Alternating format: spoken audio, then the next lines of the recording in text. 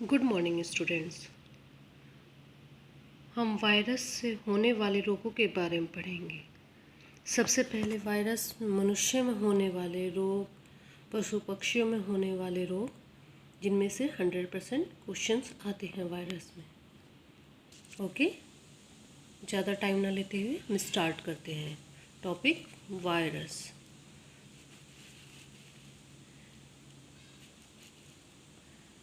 मुर्गी पालन में होने वाला रोग जो कवकों के द्वारा फैलता है, मोनिलियसिस, ये कवकों के द्वारा फैलता है, ना कि वायरस के द्वारा।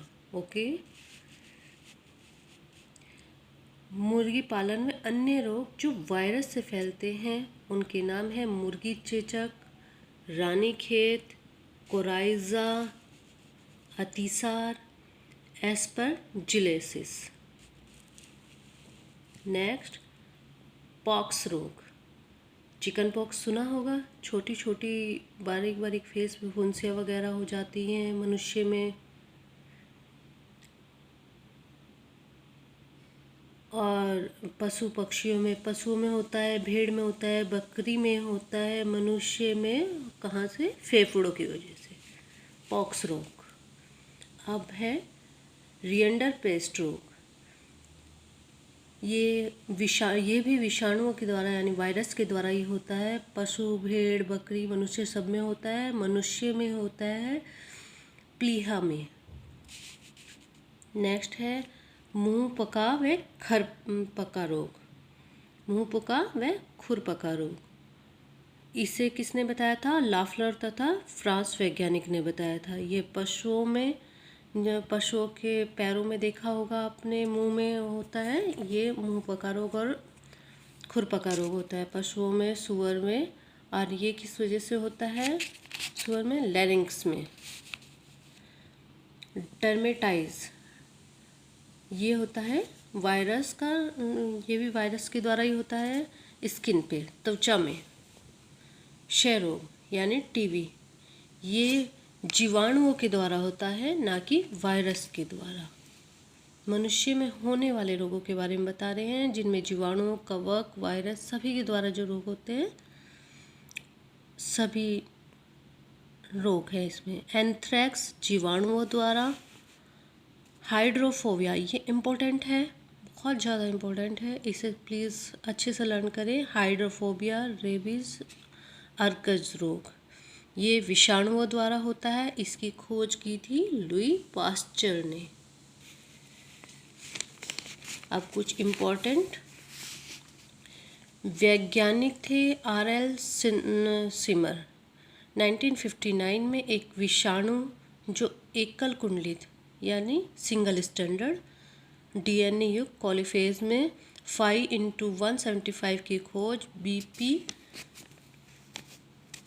आपको क्लियर नहीं दिख रहा होगा, मैं दिखा देती हूँ, 5, 6, 7, 8 में की थी। किस में की थी? बीपी 5, 6, 7, 8 में की थी। प्लीज़ इसे अच्छे से नोट डाउन कीजिएगा।